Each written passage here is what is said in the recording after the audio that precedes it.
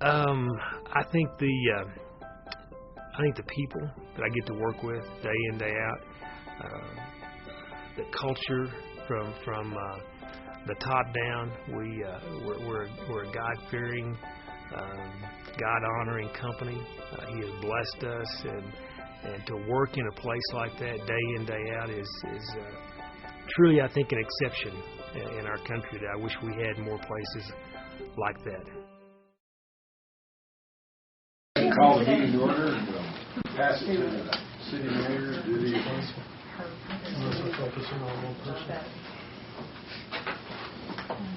Thank you, Mayor. We'll start with the consideration of the minutes from last week. Comments? I learned everything. Thank you.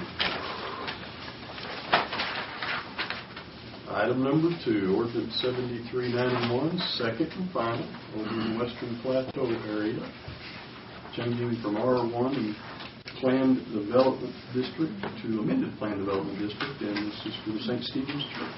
Kelly, any changes, comments? Commission, any questions? Item number 3, resolution calling a public hearing. This is the setting the date. So we're not actually considering the structure. We're providing the required 10-day notice and setting the date at which time you will consider that structure.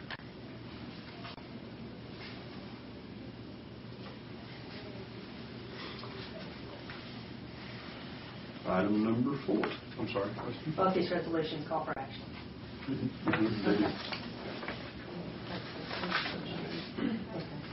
Item number 4, the resolution calling the regular municipal election for May 11, 2013. Such election for the offices of mayor and the 4 places for commissioner.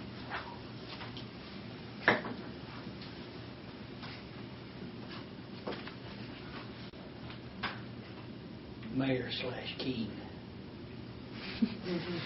Moving on to item 5, resolution state sales tax funding application. I think by now y'all are very familiar with this opportunity. We've used it successfully for several programs where the state provides back a portion of their sales tax from events that are held here that then can be used to enhance those events and others that we might attract. This one is for the WRCA event. And we have a representative coming here at 3 o'clock. Yeah, Randy Whipple will be here at 3. At 3. Okay. From the WRCA board? Yes.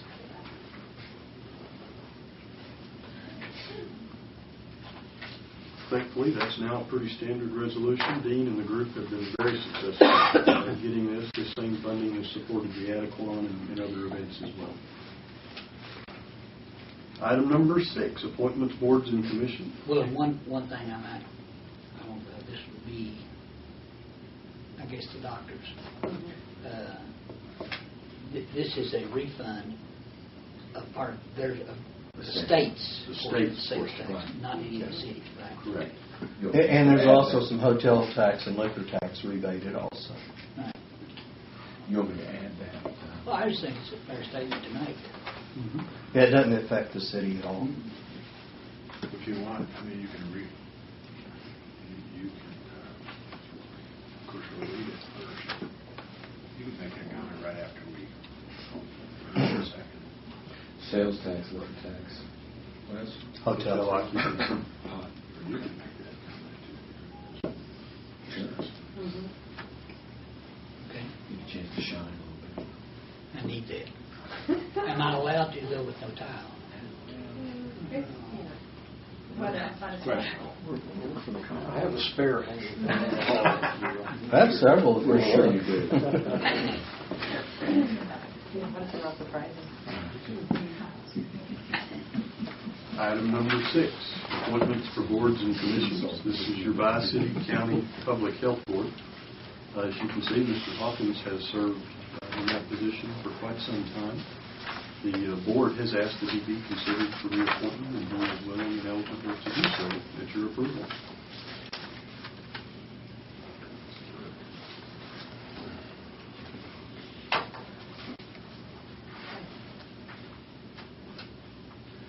Consent agenda. Consent item A, purchase of our heavy trucks and trailers for the year.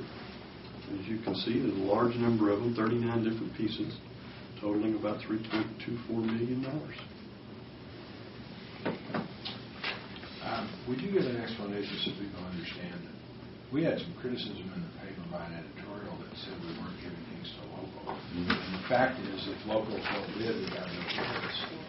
That is normally what happens. Can you explain that a little further? Mayor, that does happen, and where you'll commonly see it these days, unfortunately, is when we buy the regular pickups and automobiles. There are dealerships now downstate that pretty much all they do is fleet sales.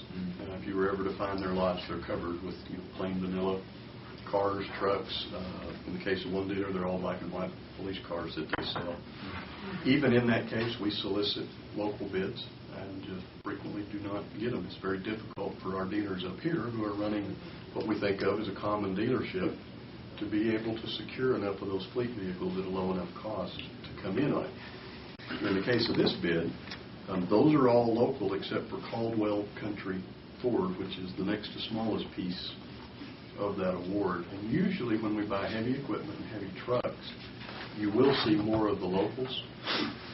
Another thing that happens now that actually I think is a very good thing, you're all familiar with the buy board or the HGAC cooperative purchase.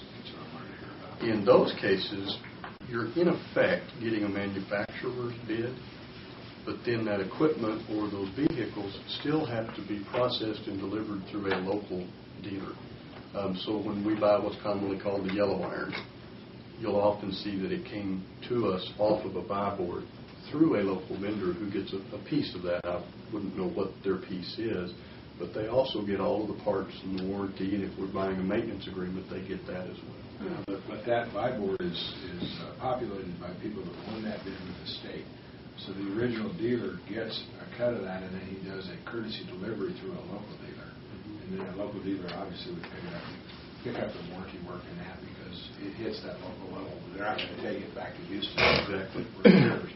But they're actually, they submit that to the state and are accepted as the winner of the buy board. And for that next period of time, they supply any car that comes under that heading, whatever it is. Right. But it's not that we don't, it's that local people may not submit or may not submit for the buy board. That's a real unusual thing to submit for that. Yeah, and even in the case of the buy board, we don't just pick a category and continually buy them off of those co-op purchases. Sure. We'll stop and rebid. And did we attract, a local bid? Was the local bid competitive? If not, you're kind of back going down that process. Our experience was the city was very fair about offering it to locals, trying to work that out. So I think it's important we all understand the locals have an absolute shot at this. It's their choice whether they accept it or not. And isn't there some profit also in the service contract, so the locals are getting a good deal there? It's really, you can't believe how little, but it does help them with their fleet numbers with the manufacturer. You would not believe it if you knew how much the dealer really made on these. Like $25 a sale. Net. And then you see a follow-up comment in the paper after that letter where somebody wrote in and said, can't you just imagine how the voters would react if we paid more than the Was that your comment? No, that was somebody's paper. They were like, yeah, you're going to scream on one side or you're going to scream on the other. Well, the system takes care of it, Yeah. but I want everybody to understand, the system What the does real take care of process it. is. And there is a good process, and it does, I think, favor local people. It's very hard for an outside dealer to pay for a courtesy delivery and compete with a local dealer. That's how we used to run the bidders. But they've got to submit.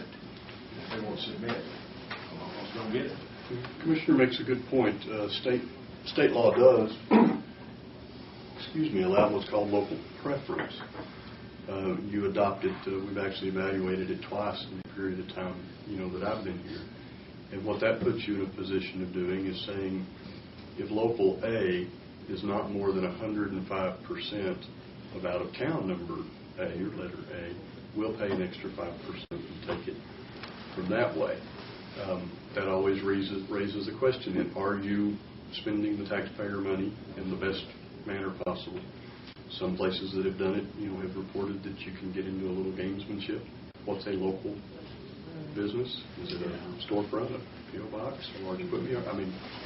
And in the two times I recall this commission and prior commissions looking at it, that's what we've noticed. It's just not, at least at this time, been determined to be the most effective and efficient way to use that money. There are some bills now in the legislature to mandate preference.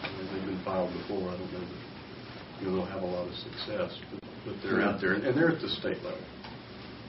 And I think they're kind of trying to build off what happened with the ARA money, the American Recovery and Reinvestment Act, because it had the Buy American clauses in it. And so now we're seeing one out there that's a Buy Texan clause. Good points, all.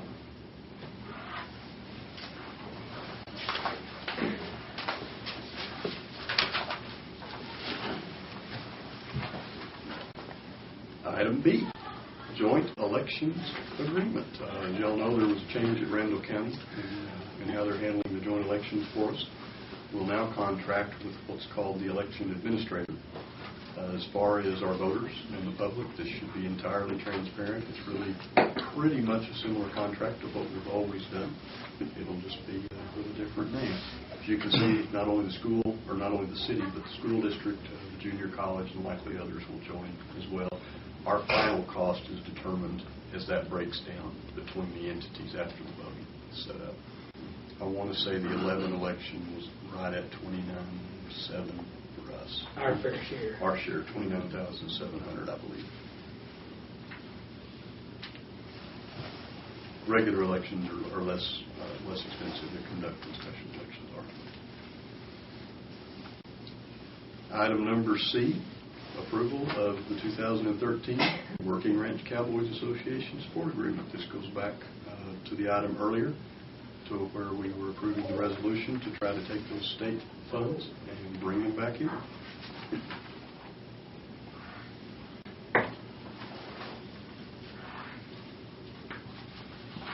Comments, questions? No. Okay, Mayor, if we could, I'd like to ask Chief Taylor to come up. We're in the third year of the 3-year life of your existing team turkey ordinance. Do have copies of your existing ordinance here for anybody that would like to have such. And then the Chief has made a short summary. As you do these, the state does require that they be re-examined. The state does require that these be re-examined every 3 years. What we're going to do today is really just kind of a preliminary briefing on that. If the Commission is interested in considering the ordinance to be renewed, then we'll begin a process next week of in the regular meeting, holding the public hearings, taking the comment, and considering the ordinance, and we'll do that twice, of course, first and second readings. So, Chief's going to kind of give you a preview today, and if we proceed, we'll do it all again next week, too. All right. Steve? Okay. Over last year, we had about a 30% increase in actual tickets issued, arrests made on curfew violations over the previous year, and about a 13-14% increase in cases over the previous year. Overall, I think it's still a good idea to continue on with the ordinance. As many kids as there are in Amarillo, this is really not that many cases, so I think we have good compliance right now. And when we started early on in this process, there was a lot of kids out on the street late at night. Now we're talking groups, large groups of kids, and I think this is going to slow that down. There wasn't much you could do when you saw that, was there? Unless there were some really young kids out there where you might be able to get on the parents for some kind of neglect, but for the most part, no. Unless they're getting into trouble, then it's not a whole lot you can do. And with this ordinance, we can, fortunately, most of them are now staying home. If they don't, then we can make them go home and put them in the new setting.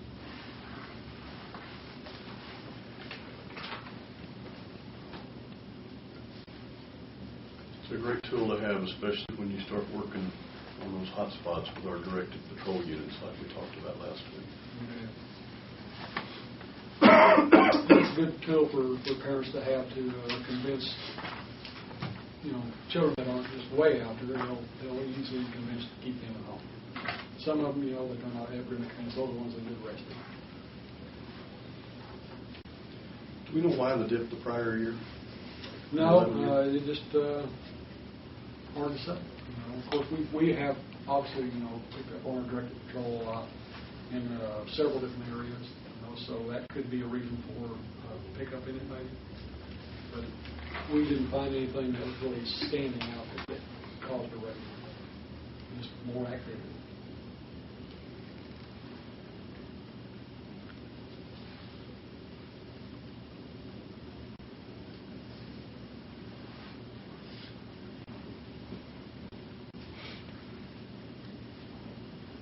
I bet this cuts down on auto burglaries. Yeah, it certainly helps. We did have a very good drop in our larceny theft last year, and no doubt this is a good tool to help cut down on those.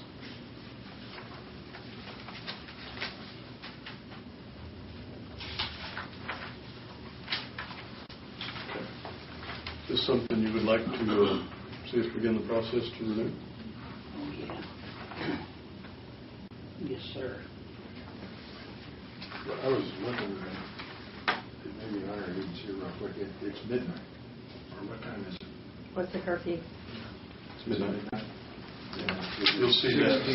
16 Or 16. 17, you're okay. Nothing good happens after Nothing good happens after 9. the AM or PM, Jim? Both. Before 9 a.m. or after. Mayor, this is the renewal ordinance. I handed out the wrong one. I need to go back to the original one to give you those dates. Grab that if you want. Would you please? Okay. This is the one that was used 3 years ago to continue the original one.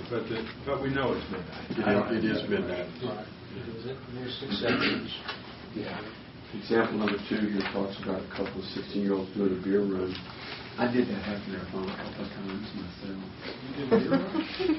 Hadn't trained for that one, did you? Oh, I'm sorry.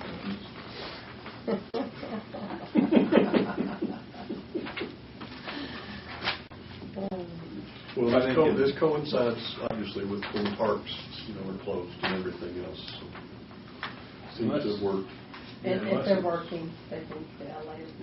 Yeah. Working, school functions, there's good reason. They have to get a permit ahead to do that or something, don't they? Or they just Just explain to them. What's nice here, I think in most cases, unless there was something really egregious, they release them to parents. Yeah. Probably do what. Most of the time, if we can get parents to come and get them, that's what generally happens. If there's some of the crime involved along with this, depending on what it is, they can go in the center. Sure. Sometimes they end up in teen court. Yes. I know that person. You appeared before the team court? No, somebody I know very well. Yeah, that usually makes them believers too, though. They have to serve on team court as part of their settlement. What do you for? Team court is good deterrent. Yes, it's certainly. They become a little tougher on their peers when they do that. Yeah, because then they got to serve as a juror. Well, that's the partnership with the Junior League that has been tremendous. Very good. Tremendous. Well, with your permission, we'll make the required notices in the paper and set up for hearing and first consideration for next week. Next week being Wednesday. Don't forget to announce at the end of that meeting today. Okay. I've only forgotten 3 or 4 times. I know, me too. 20th. The 20th, correct. See what appointments I made. A couple of just kind of quick comments. We continue to work with Ms. Matthews, the Impact Futures group. We're floating a draft resolution between the city and she and us to see if we can encourage not only the state but also the federal government to continue to try to address the synthetic marijuana issue in a more comprehensive, manner. I do believe her and her group have been to Washington recently, and they're working hard trying to get something done. So we're trying to support that, and if we're able to get that to where it's ready, well, we could possibly have that for next Wednesday to consider. As well as we've been asked to look at a resolution for the payday lending issues that I think y'all have all heard about. So. I have got a nice article on the designer drawing cannabis and the substitutes. It talks about how difficult it is. It's from the National Institutes of Health. How difficult it is to track those and the chemical alterations thereof. How you legislate those and how you can.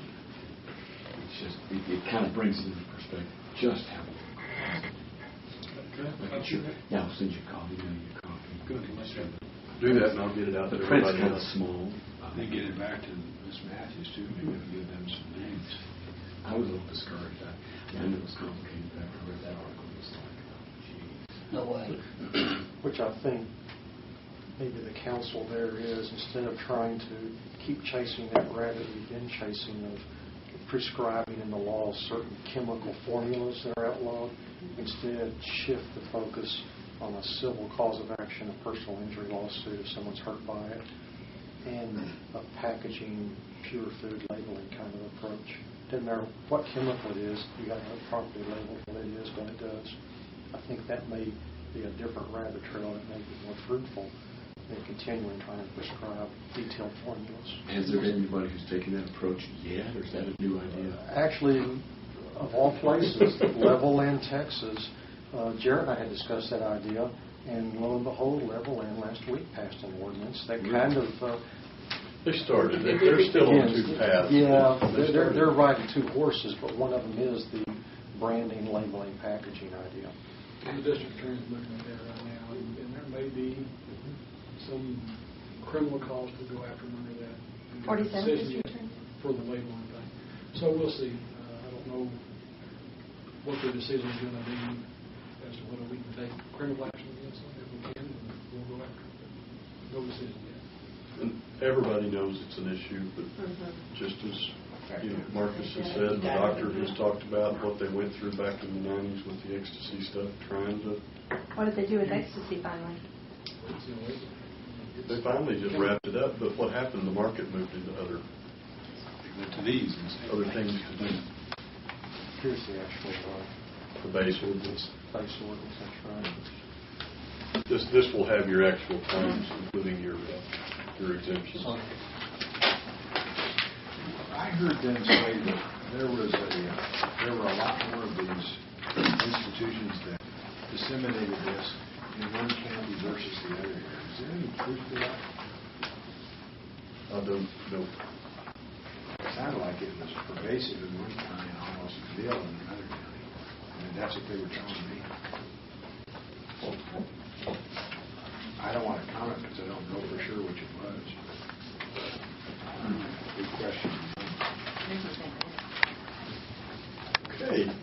Mayor, Commission, any questions on today's agenda? Thoughts about next week? Again, we'll bring the Orphan ordinance up for its renewal. Possibly have those resolutions before you. Keep moving. Sounds good. Great. Mayor, if we could, Thanks, Chief. Thanks, Chief. let's take care of the agenda for today.